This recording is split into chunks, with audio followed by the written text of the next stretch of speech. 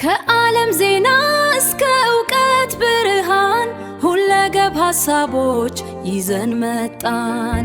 አዳዲስ ሐሳቦች አዲስ እይታ ለነገ ሕይወትዎ ልዩ ስንቅ ይዘን መጣ። ሁሌም ከጎንዎ ሁለገብ ሐሳቦች ሁለገብ ሐሳቦች።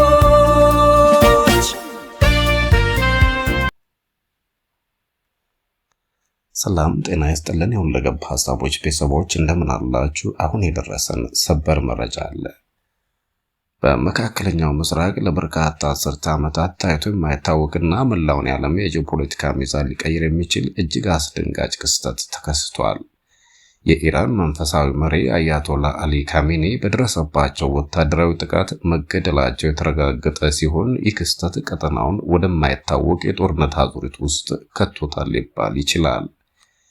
ይህ በታሪክ ትልቅ ስፍራ የሚሰጠው ክስተት የተከሰተው እስራኤል በኢራን ዋና ዋና ስልታዊ ቦታዎችና በመሪው የመኖሪያ ግቢ ላይ ባደረሰችው መጠነ ሰፊ አየር ጥቃት ሲሆን ጥቃቱ የኢራንን ከፍተኛ አመራሮችና ወታደራዊ መዋቅሮች ኢላማ ያደረገ እንደነበር ይፋ ሆኗል። እንደ ወታደራዊ መረጃዎች ገለጻ ከሆነ እስራኤል ይህንን ጥቃት ለመፈጸም ከ200 በላይ ዘመናዊ ተዋጊ ጄቶችን የተጠቀመች ሲሆን በኢራን ምድር በሚገኙ 500 በሚሆኑ የተለያዩ ስፍራዎች ላይ በመቶዎች የሚቆጠሩ የሚሳኤልና የቦምብ ድብደባዎችን አከናውናለች። ይህም እስራኤል በታሪኳ በአንድ ሀገር ላይ የፈጸመችው ትልቁና እጅግ ውስብስብ የሆነው የአየር ላይ ወታደራዊ ዘመቻ ተደርጎ ተመዝግቧል። አያቶላ ካሜኒ በኢራን የፖለቲካና መንፈሳዊ መዋቅር ውስጥ ተራ መሪ ሳይሆኑ በሀገሪቱ የሚወስኑ ማንኛውም ዋና ዋና ውሳኔዎች ማለትም ከኒውክሌር መርሃ ግብሩ ጀምሮ እስከ ረጅም ርቀት የሚሳኤል ልማትና በቀጠናው ለሚንቀሳቀሱ ታጣቂ ቡድኖች የሚደረጉ ድጋፎች ድረስ የመጨረሻውን ቃል የሚሰጡ ግለሰብ ነበሩ።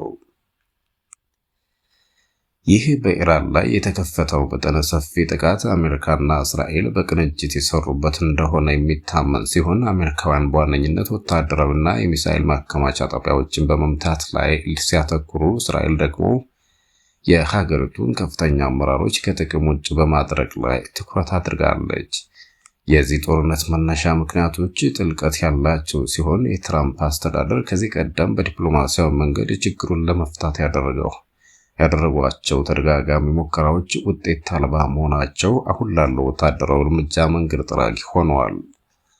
አሜሪካ በኦማንና በስዊዘርላንድ በኩል ከፍተኛ ዲፕሎማሲ ልዑካን በመላክ ኢራን የኒውክሌርና የሚሳኤል ፕሮግራሟን እንድታቆም እንዲሁም በቀጠናው የምታደርገውን ጣልቃ ገብነት እንድትገታ ብትጠይቅም የኢራን መሪዎች ግን ለእነዚህ ጥያቄዎች ተገቢው ምላሽ ለመስጠት ፈቃደኛ ሳይሆኑ ቀርተዋል። በተለይም በታዋቂ ዲፕሎማቶችና በፕሬዝዳንት ትራምፕ የቅርብ አማካሪዎች አማካኝነት የቀረቡት የሰላም አማራጮች በኢራን ግትር አቋም ምክንያት ሳይሳኩ ቀርተዋል። ይህም አሜሪካና እስራኤል ሰላምን በጥንካሬ የሚለውን ፖሊሲያቸውን ወደ ተግባር እንዲቀይሩት አስገድዷቸዋል። አሁን ባለው ሁኔታ ኢራን በመሪዋ መገደል ከፍተኛ ድንጋጤ ውስጥ ብትሆንም በቀጠናው ያሏት ታማኝ አጋሮች ግን ጦርነቱን ይበልጥ ሊያባብሱት እንደሚችሉ ስጋት አለ። በደቡብ ሊባኖስ የሚንቀሳቀሰው ሂዝቦላና በየመን የሚገኙት ሁቲዎች ከዚህ ቀደም መሪው ከተነኩ በቀጥታ ወደ ጦርነት እንደሚገቡ ሲያስጠነቅቁ መቆየታቸው ይታወሳል። ሂዝቦላ በአሁኑ ሰዓት በሺዎች የሚቆጠሩ የረጅምና መካከለኛ ርቀት ሚሳይሎች ያሉት ሲሆን ከነዚህም ውስጥ ግማሽ ያህሉ የእስራኤልን ዋና ከተሞች መምታት የሚችሉ ናቸው ተብሏል። ምንም እንኳን እስራኤል ባለፉት 2 ዓመታት የሂዝቦላን አቅም ለማዳከም ተከታታይ ጥቃቶችን ብታደርስም አሁንም ድርጅቱ ለደህንነቷ ትልቅ ስጋት መሆኑ አልቀረም። በተመሳሳይ በየመን የሚገኙት ሁቲዎች በኢራን የሚደረግላቸውን የቴክኖሎጂና የመሳሪያ ድጋፍ በመጠቀም በቀይ ባህርና በአካባቢው ሀገራት ላይ ጥቃት ሊሰነዝሩ እንደሚችሉ ይገመታል። ይህ በኢራን ላይ የተወሰደው እርምጃ የቀጠናውን ደህንነት ብቻ ሳይሆን የዓለምን የነዳጅ ገበያና የባህር ላይ ንግድ መስመሮችንም ከፍተኛ አደጋ ውስጥ ሊከት ይችላል። የአያቶላ አሊ ካሜኒ መገደል በኢራን ውስጥ ፖለቲካ ላይም ትልቅ ክፍተት የሚፈጥር ሲሆን ሀገሪቱን ወደ አዲስ አቅጣጫ ሊመራት ወይንም ይበልጥ ወደ ከፋ የእርስ በርስ ግጭት ሊከታት ይችላል።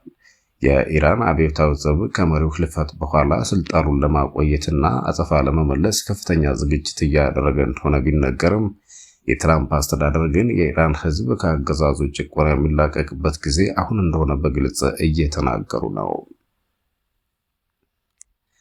ኢራን በገዛ ዜጎቿ ላይ የምታደርገው አፈናና ግድያ ከቅርብ ጊዜ ወዲህ በከፍተኛ ሁኔታ ጨምሮ እንደነበርና ከ32,000 በላይ ሰላማዊ ዜጎች በአገዛዙ መገደላቸውን የሚያሳዩ መረጃዎች መውጣታቸው የዓለም አቀፉን ማህበረሰብ ቁጣ ቀስቅሶ ነበር። ይህም አሁን ለተወሰደው እርምጃ ሞራላዊ መሰረት ሆኗል የሚሉ ወገኖች ጥቂቶች አይደሉም።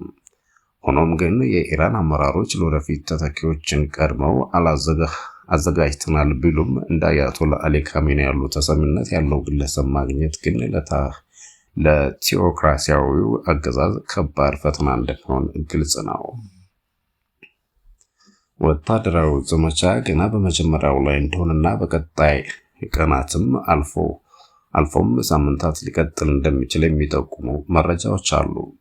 እስራኤል በኢራን ሰማይ ላይ ፍጹም የበላይነትን ለመያዝ ጥረት እያደረገች ሲሆን የኢራን የሚሳኤል መተኮሻ ጣቢያዎችንና የራዳር መዋቅሮችን ሙሉ በሙሉ ከጥቅም ውጭ ለማድረግ እየሰራች ነው ተብሏል። በዚህ ሂደት ውስጥ ከፍተኛ የሰው ሕይወት መጥፋትና የንብረት ውድመት ሊኖር እንደሚችል የታወቀ ቢሆንም የጥቃቱ ዓላማ ግን የቀጠናውን ሰላም በዘላቂነት ለማረጋገጥና የሽብር ስጋቶችን ለመቀነስ እንደሆነ አሜሪካና እስራኤል ይገልጻሉ። ይሁን እንጂ የኢራን የአጸፋ እርምጃ በጎረቤት ሀገራት ማለትም በኳታር፣ በባህሬንና በተባበሩት አረብ ኤምሬት ላይ ጭምር ያረፈ መሆኑ የመላው መካከለኛው ምስራቅ ጦርነት እንዲሆን መንገዱን ከፍቷል። በእነዚህ ሀገራት የሚገኙ አሜሪካውያንና ሌሎች የውጭ ሀገራት ዜጎች ወደ መጠጊያ ቦታዎች እንዲገቡ መደረጉ የሁኔታውን አሳሳቢነት ያሳያል። በመጨረሻም ይህ ክስተት በተባበሩት መንግስታት ድርጅት የጸጥታው ምክር ቤት አጀንዳ ሆኖ የቀረበ ሲሆን ዓለም አቀፉ ማህበረሰብ በቀጣይ በሚወስደው አቋም ላይ የብዙዎች አይን አርፏል። ጦርነቱ በዲፕሎማሲያዊ መንገድ መቋጨት እድል ይኑረው አይኑረው የሚታወቀው በሚቀጥሉት ጥቂት ቀናት ውስጥ በሚታዩ ወታደራዊና ፖለቲካዊ እንቅስቃሴዎች ይሆናል። ፕሬዝዳንት ትራምፕ ለኢራን አመራሮች አሁንም የሰላም በር ክፍት እንደሆነ ቢጠቁሙም ይህ ግን የሆነው ኢራን አሁን ያለችበትን አቋም ሙሉ በሙሉ ቀይራ ለድርድር ስትቀመጥ ብቻ እንደሆነ አሳስበዋል። እስከዛው ግን የመካከለኛው ምስራቅ ሰማይ በሚሳኤልና በጀቶች ታውቆ መቆየቱ የማይቀር ሲሆን የአያቶላ አሊ ካሜኒ ህልፈት ለታላቋ ኢራንና ለአካባቢው ሀገራት አዲስ ምዕራፍ ከፋች እንደሚሆን ይጠበቃል። ዓለም በአሁኑ ሰዓት በከፍተኛ ውጥረት ውስጥ ሆና የዚህን ታሪካዊ ክስተቶች ውጤት በመጠባበቅ ላይ ትገኛለች። የሰላም አማራጮች በጦርነት ድምጽ ቢሸፈኑም የወደፊቱ የመካከለኛው ምስራቅ ዕጣ ፈንታ ግን አሁን በሚወሰዱት ደፋር ወታደራዊ እርምጃዎች ላይ የተመሰረተ ይሆናል ተብሏል።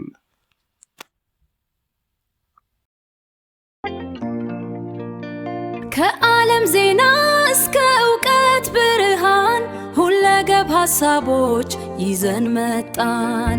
አዳዲስ ሐሳቦች አዲስ እይታ ለነገ ሕይወትዎ ልዩ ስንቅ ይዘን መጣ። ሁሌም ከጎንዎ ሁለገብ ሐሳቦች ሁለገብ ሐሳቦች